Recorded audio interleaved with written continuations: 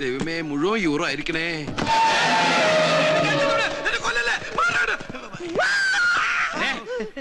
ഇത്രയും പ്രായമായില്ല, ഒരു പാവനെ കണ്ടിട്ടാണ് പേടിക്കുന്നത്.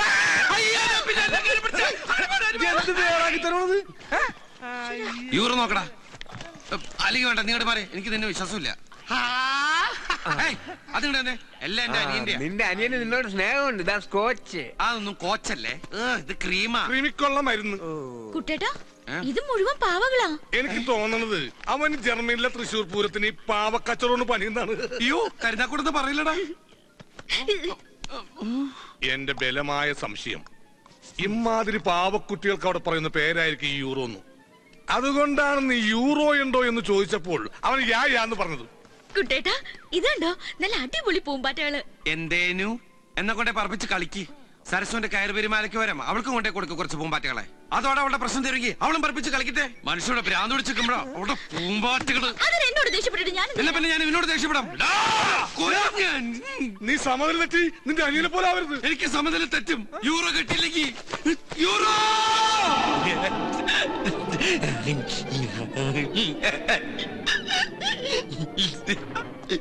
ഇവൻ എന്നെ കൊണ്ട് പോകുള്ളെന്നാ തോന്നണ. അവൻ ഇങ്ങനെ നോക്കി നിൽക്കുമ്പോ നിനക്ക് വല്ലതും തോന്നുന്നുണ്ടോ? നീ എന്താ ഉദ്ദേശിച്ചത്?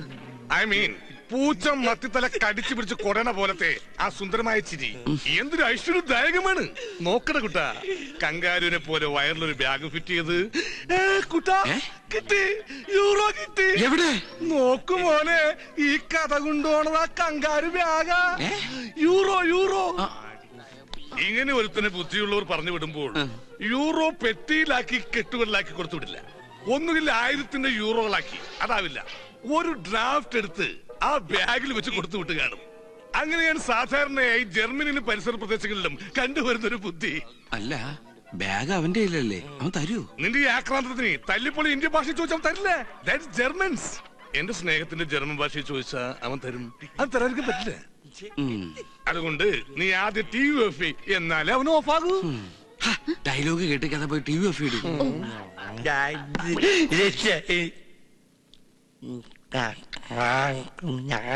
അവൻ ഓഫായി.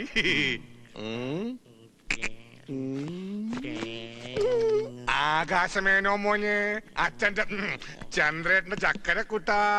ചന്ദ്രേട്ടൻ മോനെ കങ്കാരെന്ന് വിളിച്ച മലയാളത്തിലല്ലേ? അത് മോന് മനസ്സിലായില്ലല്ല. മോൻ കങ്കാരുമല്ല, മോൻ പച്ചക്കുതിരിയാ. ജർമ്മനിന്ന് പറന്നു വന്ന ഐശ്വര്യത്തിന്റെ പ്രതീകമായ പച്ചക്കുതിര. ഇത്രയും ദൂരം പറന്നു വന്നതല്ലേ, മോനൊന്ന് ഫ്ലഷ് ആവണ്ടേ? ബാഗ് നോക്കടാ, ആക്രമണം കാണിക്കല്ലേ. മോനെ എണീറ്റ്. എനിക്കട് ചക്കരേ, നമുക്ക് ബാത്റൂമിൽ പോവാ. അതിനു മുമ്പ് ഈ ഡ്രസ്സും ബാഗൊന്നും മാറ്റി. അല്ലെങ്കിൽ വേണ്ട, ഡ്രസ്സും മോനിരിക്കോ, ബാഗ് ചന്ദ്രേട്ടനൂരാ.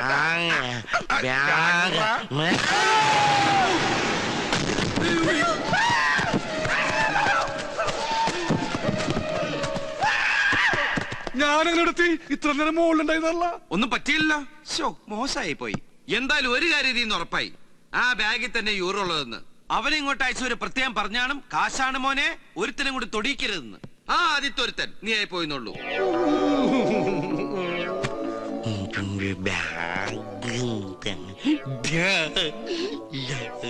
കുട്ടേട്ടനൊന്ന് ചോദിച്ചു നോക്ക്, ചെലപ്പോ തരൂ.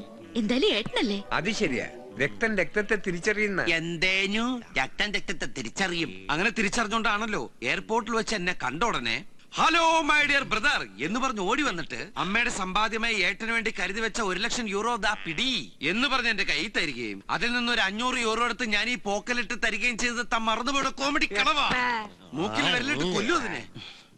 അല്ലടി, ഞാനൊന്ന് ചോദിച്ചു നോക്കിയാലോ? എന്തായാലും ഞാൻ എന്റെ ഏട്ടനല്ലേ. ആകാശ് മോനു, ആകാശു, കാശില്ലാത്തൊരു പാവം ദരിദ്രവാസിയിലെ നിന്റെ ഏട്ടൻ. മോന് വേണ്ടിയെടുത്ത് ഈ വീടിന്റെ കാശ് ദേ നോക്കി. ഏട്ടന്റെ ഒരു കുഞ്ഞു ലൈന ഈ നിമ്മിക്കുട്ടി. ഇത് വാങ്ങിച്ചു തന്നതാ സരസുവിന്റെ കയ്യിൽ നിന്ന് കയറുപിരി മാല. അതെടുത്ത് കൊടുക്കാൻ കുറച്ച് കാശ്.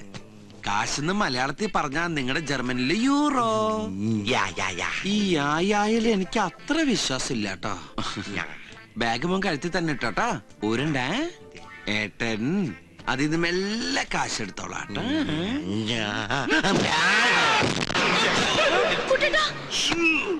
ഒരു കാര്യം ഉറപ്പായി യൂറോ അതിനകത്ത് തന്നെ ഉണ്ട്. ഇപ്പോഴാ എനിക്ക് മനസ്സിലായത് ഞാൻ എങ്ങനെയാ താഴെ പോയതെന്ന്.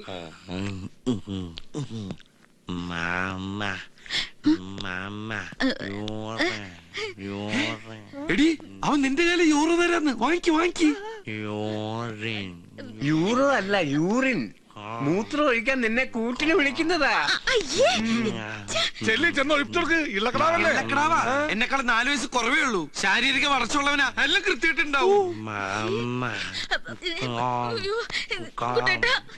ദേ നോക്കിയ മോനു, ഏട്ടൻ മോനോട് പറഞ്ഞില്ല ഇത് ഏട്ടന്റെ ലൈനാണ്. മോന് ഞാൻ വേറെ ഒപ്പിച്ചു തരട്ടാ. നിനക്കൊരു പെങ്ങളില്ലടാ.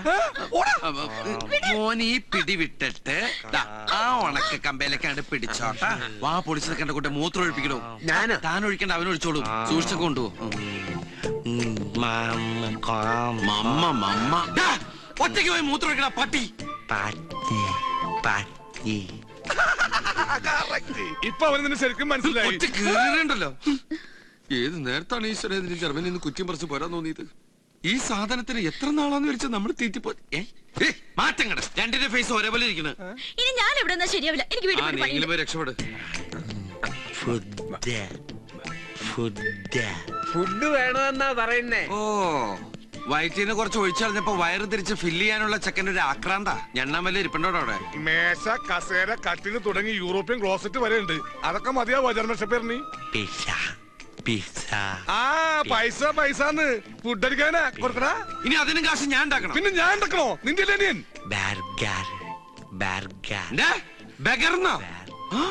നിന്നേടാ പിച്ചക്കാരെ തിരിച്ചറിയാനുള്ള ബുദ്ധിയൊക്കെ ഉണ്ടാവന്. വരും.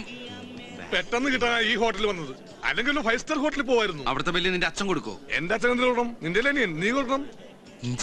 അല്ല കുട്ട, എനിക്കൊന്നും പറയുന്നില്ലേ? തന്റെ തന്തയ്ക്ക് പറഞ്ഞാലാ മതിയാ? അതല്ല, കഴിക്കാനൊന്നും പറയുന്നില്ലേന്ന്. തനിക്ക് ഞാൻ മസാല ദോശ, നെയ് റോസ്റ്റ്, ഊത്തപ്പം, ഇഡലി, വട, വട വേണ്ട. പഴംപൊരി, പിന്നെ chilli chicken, butter chicken, noodles, gulab jam, ice cream, ഇതൊക്കെ മറ്റുള്ളവർ കഴിക്കുന്ന കാണിച്ചു തരാട്ടാ. എടോ തനിക്ക് ഫുഡ് വാങ്ങിച്ചു തരാൻ താൻ ആരാ? എന്റെ അപ്പനാ. ആകെ ഒരു 100-2 ചില്ലറുണ്ട്. അവനവൻ ആത്മ ഫുഡിന് ആദരിക്കുന്നവാ. അവനവൻ ബില്ല് കൊടുക്കണമെന്നാണല്ലോ തത്വശാസ്ത്രം. അവന്റെ ബാഗിൽ നല്ല യൂറോ ഇല്ലേ, അവനെടുത്ത് കൊടുക്കട്ടെ. അതവൻ തരില്ലല്ലോ. എന്നാ ബാഗും ചേർത്ത് ഈ ഒരു പിണ്ണൊക്കെ പണയം വെക്കാം. ചേട്ടാ ഇവിടെ ഈ യൂറോ നേരെ ചെന്നിട്ട് വലത്തോട്ട് തിരിഞ്ഞാ മതി. യൂറിന്നല്ല, ഇവിടെ ഈ ജർമ്മൻ യൂറോ. ഓ അയാള് 3-4 ദിവസം മുമ്പ് ഇവിടെ വന്നു പോയല്ലോ. ഡോ ആ ജർമ്മൻകാരൻ ന്യൂറോ ഇല്ലേ, ഇവിടെ ഇടക്കിടക്ക് വരാറില്ല. അയാൾ ഇപ്പൊ എവിടെ ഉണ്ടാവും? അതെ ചേട്ടനോട് ഞാൻ ഒന്നും ചോദിച്ചിട്ടില്ല. എല്ലാം മാച്ചളഞ്ഞേക്ക്. ഞാൻ ഈ വഴിക്ക് വന്നിട്ടേ ഇല്ല. ഇത് കുറെ നേരമല്ലോ ഇടക്കിടക്ക് ഓർഡർ പറയാൻ ഞാൻ ജഡ്ജിയാ.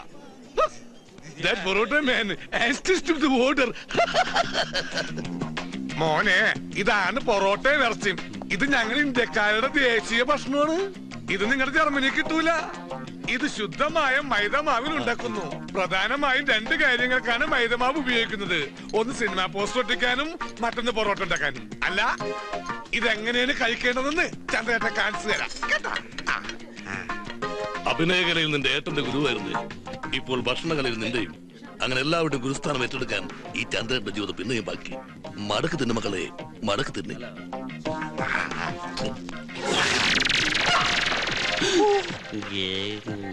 പോയെടുക്ക് വേഗം വേഗം.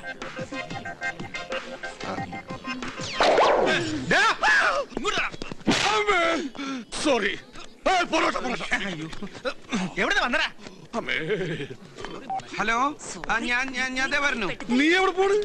അത് അത്യാവശ്യം ഒരു ഫോൺ വന്നു. ഇപ്പൊ വരും. ഫോൺ ഫോൺ റിംഗ് ചെയ്യാൻ കേട്ടില്ല. അത് അയാള് നിന്റെ ചെല്ലക്കടിച്ചില്ലേ, ആ സൗണ്ടിൽ കേക്കാഞ്ഞതാ. വന്നു. എടാ നീ പേടിക്കണ്ട. നിങ്ങൾ കഴിച്ച ബെല്ല് വരുമ്പോഴേക്കും ഞാൻ എത്തുന്നേ. എന്ന് എന്തടാ എന്നെ നിനക്ക് വിശ്വാസമില്ലേ? എനിക്ക് നിന്നെ വിശ്വാസമുണ്ട്. അതാ ചോദിച്ചു ഇവിടെ നിന്ന് ഇപ്പൊ പോയ ഏത് മാസം തിരിച്ചു വരുമോ? പോടാ അവിടെ. നീയേ അവന് വയറാഴ്ച ഫുഡ് വാങ്ങിച്ചു കൊടുക്ക്. പിന്നെ അയാൾക്ക് വാങ്ങിച്ചു കൊടുക്ക്. അല്ലെ അയാൾ നിന്നെ പിടിച്ച് കഴിക്കും. നീയും വെറുതെ ഇരിക്കണ്ട, നീയും കഴിക്ക്.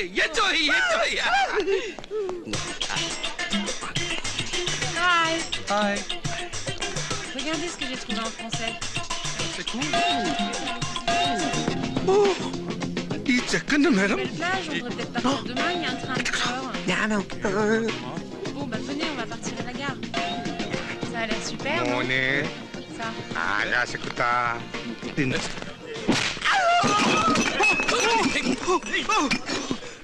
എന്താണോ ഈ കാട്ടിയത്? ഞാനല്ല ദൈവന ഇയാളുടെ മേലെ പിന്നെ എന്താ ഇവിടെ? ഇതാ ഇവിടെ ഡാ, എന്റെ ഹോട്ടലിൽ വന്ന് എന്നോട് നീ പോക്കരുത് കാണിക്കണം.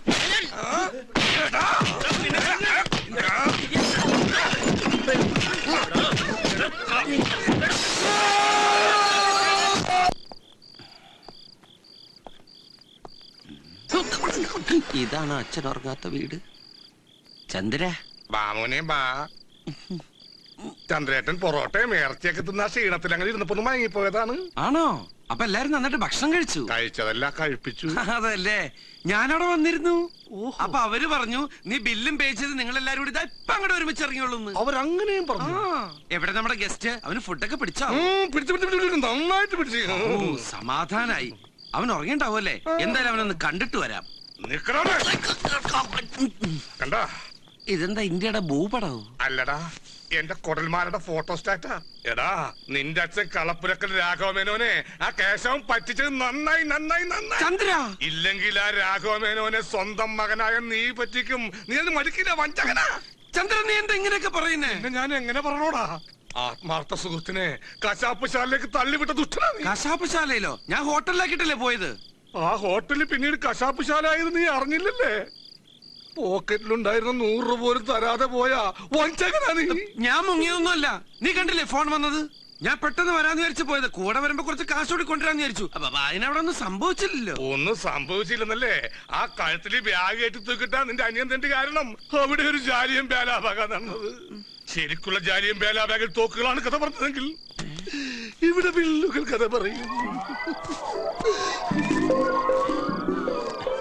ഗ്ലാസ് 500, പ്ലേറ്റ് 500, ചില്ല് 3000, ആകെ 8000. എന്തത്? 8000 നിനക്ക് കൊടുക്കാൻ ബുദ്ധിമുട്ടാണെങ്കിലേ കുഞ്ഞപ്പേട്ടൻ കൊടുത്തോളും. കുഞ്ഞപ്പേട്ടനാ? എങ്ങനെ? ഹോട്ടലിൽ ഉഴുന്നാട്ടി. അപ്പോ അപ്പത്തിന് മാത്രമല്ല, ദോശക്കും ഇഡ്ലിക്കും പുട്ടിനും പഴത്തിനും ഒക്കെ ആട്ടേണ്ട വരും. അപ്പോ അല്ല, അപ്പോൾ. ഓ. കണ്ണിച്ചോരില്ലാത്ത ദുഷ്ട. വയസ്സും പ്രായമായ പാവത്തിനാടാ ഉൾനാട്ടം വിട്ടത്. പിന്നെ ഇത്ര ആരോഗ്യമുള്ള നീ ഇങ്ങനെ നിൽക്കുമ്പോ ഞാനിങ്ങനെ നിക്കല്ലായിരുന്നു. ആൾക്കാർ ഇടിച്ച് ബോധം കെട്ട് കെടുക്കായിരുന്നു. പാവം കുഞ്ഞപ്പേട്ടൻ. ഇപ്പൊ അതിന് വായില് പല്ലില്ലെന്നേ ഉള്ളൂ. ഇനി ഉഴുന്നാട്ടി എല്ലാം കൂടി പോകൂലോ.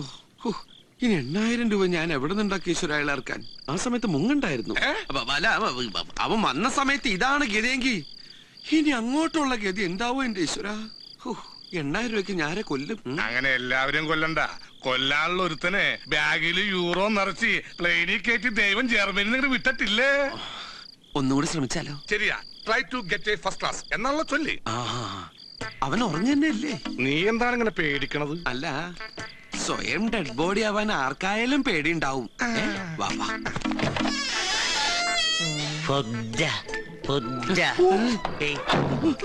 നീയല്ലേ പറഞ്ഞു ഉറങ്ങുന്നു?